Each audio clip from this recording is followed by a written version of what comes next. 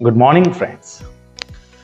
इन दिनों एक मिसकॉन्सेप्ट या एक गलत मैसेज जो बच्चों के दिमाग में है कि अब सब कुछ यानी ऑलमोस्ट लास्ट ईयर बीसीए को भी एंट्रेंस एग्जाम्स के अंदर ले लिया गया है, यानी बीसीए की एडमिशन्स भी एंट्रेंस के होगी।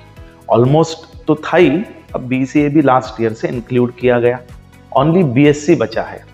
तो इस माध्यम से स्टूडेंट्स आर कंफ्यूज या उनके दिमाग में एक गलत मैसेज ये है कि अब बोर्ड का कोई महत्व नहीं है, यानी कि बोर्ड की एग्जाम जो है वो जस्ट एंड फॉर्मेलिटी है।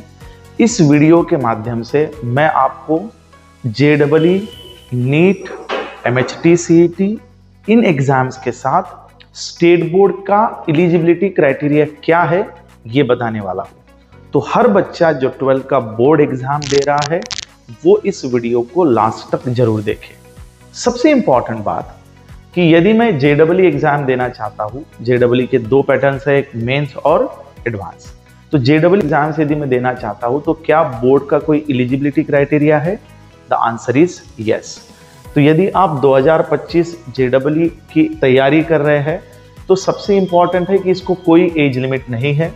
दूसरा, आपकी क्वालिफाइंग एग्जाम जो है वो है 12th और इक्विवेलेंट, यानी 12वीं जो आप कर रहे हैं।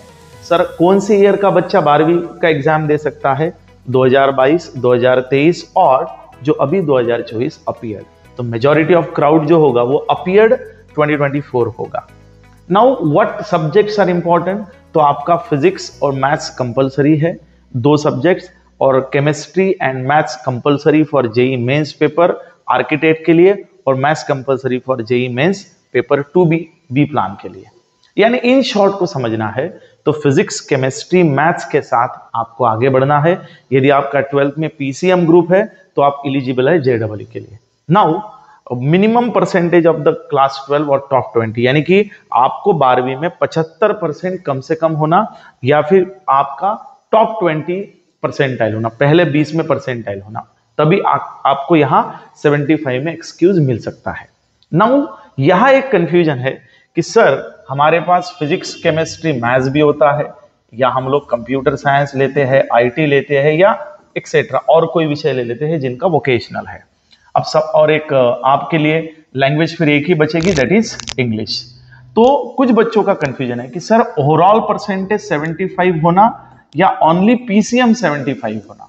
The answer is overall percentage 75, यानी आप फिजिक्स, केमिस्ट्री, मैथ्स में 75 परसेंटेज क्वालिफाई करते हैं, लाइक 300 आउट ऑफ आप लेकर के निकालते हैं और आपका 75 बनता है और ओवरऑल 75 बिलो बनता है, तो आप जेईई का एग्जाम फॉर्म नहीं भर सकते, और यदि गलती से आपने भरा भी होगा तो आप एग्जाम के लिए एलिजिबल नहीं है। Next will come to the next part is of NEET exam. अब देखिए, जो बच्चा नीट 2025 की तैयारी कर रहा है तो नीट के लिए बोर्ड का क्या क्वालिफिकेशन है? Now I repeat again, this video is related to only Maharashtra state board. So यदि कोई और बोर्ड के देख रहे होंगे तो उनके क्राइटेरियाज अलग हो सकते हैं, बट महाराष्ट्र स्टेट के लिए इनका क्वालिफाइंग क्राइटेरिया जो है कि नेशनलिटी आपकी जो है इंडियन होना चाहिए, NRI, OCI, PIOs and foreign nationalist, ये भी इस एग्जाम्स को नीट को दे सकते हैं। Age limit, candidate must be at least 17 years old by the December 31, 2025। 31 दिसंबर 2025 तक उस बच्चे की उम्र जो है वो 17 साल होनी चाहिए। क्वालिफिकेशन है 10+2, यानी कि 12th एचएससी बोर्ड जो होता है वो कंपलसरी सब्जेक्ट रहेंगे फिजिक्स, केमिस्ट्री, बायोलॉजी या बायोटेक्नोलॉजी एंड इंग्लिश, ये विषय आपके होने चाहिए। मिनिमम मार्क्स, तो यहां थोड़ी सी राहत है। नीट में यदि आप जनरल कैटेगरी के हैं तो आपको 50% मार्क्स होना, ओबीसी, एससी, एसटी से बिलोंग करते हैं तो 40% होना, और पीडब्ल्यूडी यानी फिजिकल कोई चैलेंज है तो 45% की आपकी मिनिमम है। तो ये भी ओवरऑल परसेंटेज है, तो मुकाबले जेईई के नीट में थोड़ी सी राहत आपको है। कितने नंबर ऑफ अटेम्प्ट हम लोग दे सकते हैं? तो there is no limit for number of attempt.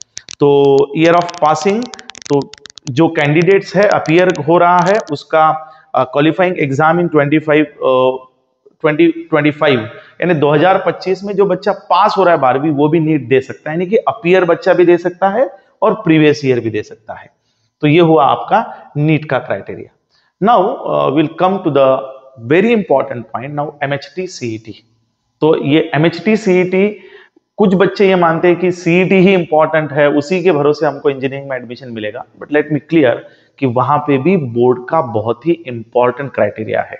तो आप इसको गंभीरता पूर्वक सुन लो कि यदि आप इंजीनियरिंग क्वालिफाइंग एग्जाम्स को जाना चाहते हैं तो यहाँ पे आपके ओवरऑल परसेंटेज की बात नहीं होगी, यहाँ पे आपका PCM ग्रुप का बात होगा, यानी फिजिक्स, केमिस्ट्री और मैथ्स। तो आपका एलिजिबिलिटी परसेंटेज जो है वो मैं आपको बता रहा हूं कि यदि आप जनरल कैटेगरी से आते हैं यानी कि ओपन में आते हैं तो आपका परसेंटेज है 45 परसेंटाइल, और यदि आप रिजर्व्ड कैटेगरी में आते हैं तो आपका है 40%। लेकिन MHT CET में यदि आपको फॉर्म भरना है या एलिजिबल करना है तो बोर्ड के एग्जाम में आपका जनरल कैटेगरी 45 होना चाहिए और रिजर्व कैटेगरी 40 होना चाहिए। इतना परसेंटेज, यानी कि बहुत लो कंडीशन है, लेकिन फिर भी कुछ बच्चे ये कंडीशन पार नहीं कर पाते हैं, या तो उनके पास कोई नॉलेज नहीं होती है या उनको पता नहीं होता है। बट बोर्ड की प्रिपरेशन करते समय आप इस बात का ख्याल रखें। लेकिन यहां पे मैं आपको एक बहुत ही इंपॉर्टेंट चीज बता रहा हूं, वो आपको गंभीरता पूर्वक सुननी है कि मान लीजिए एक बच्चे का जनरल साइंस है और उसके पास विषय है PCMB। मैंने आपको बोल दिया कि मान लीजिए वो बच्चा रिजर्व कैटेगरी का है और रिजर्व कैटेगरी में PCMB जनरल साइंस उसने लिया हुआ है और उसका PCM ग्रुप जो है यानी 300 मार्क्स यदि हम लोग पकड़े 100 300 में से यदि मैं रिजर्व कैटेगरी की बात करूं तो 40% यानी 300 का 40% होता है 120 मार्क्स। तो कई बारी इंजीनियरिंग के लिए PCM physics, chemistry, maths, I am not talking about the overall percentage, physics, chemistry, maths, इसके अंदर यदि आपका 120 नंबर से कम है, यानी फिजिक्स में कुछ कम आ गए, केमिस्ट्री में कम आ गए और मैथ्स में भी कम आ गए, और आपका जो एडिशन है PCM ये 110 हो रहा है, तो भी आप घबराइए नहीं। यदि जनरल साइंस का आपका विषय है तो यहां पे एक कंडीशन है। मान लीजिए मैं आपको ये बोल रहा हूं कि फिजिक्स में आपको 40 है, मैथ्स में भी आपको 40 है, या I will not consider 40, like boundary पे पास है आप, यहां 35 है, और आपका मैथ्स में भी 35 है, ये हो रहा है आपका 70, और आपको केमिस्ट्री में 40 है, तो ये आपका टोटल हो रहा है 110। तो अकॉर्डिंग टू द रूल आपके ये जो है 110 हो रहा है और आपको चाहिए 120, तो आप इलिजिबल नहीं हैं। लेकिन यहां पे एक कंडीशन है कि यदि आपका जनरल साइंस है तो आप फिजिक्स, केमिस्ट्री ले सकते हैं, सॉरी आई रिपीट, या फिजिक्स, मैथ्स ले सकते हैं और केमिस्ट्री को ड्रॉप करके यहां पे आप बायोलॉजी ले सकते हैं। तो मान लीजिए आपको बायोलॉजी में 60 मार्क्स है तो यहां फिजिक्स हो गए आपके 35, मैथ्स हो गए 35 और बायोलॉजी हो गए 60, तो ये हो गए आपके 70 और 60 130। Now you become eligible. तो जिनका जनरल साइंस है, तो मैं आपको इस वीडियो के माध्यम से यह समझा रहा हूं कि biology will also help you to enhance your percentage, और वो आपको इंजीनियरिंग में एलिजिबल बना सकता है। इसलिए आपको सभी विषयों पे ज्यादा फोकस करना है, तो ये पॉइंट आपको ध्यान में रखना है। दूसरा पॉइंट मैं आपको यहां समझाना चाहता हूं, मैं इसको मिटा रहा हूं।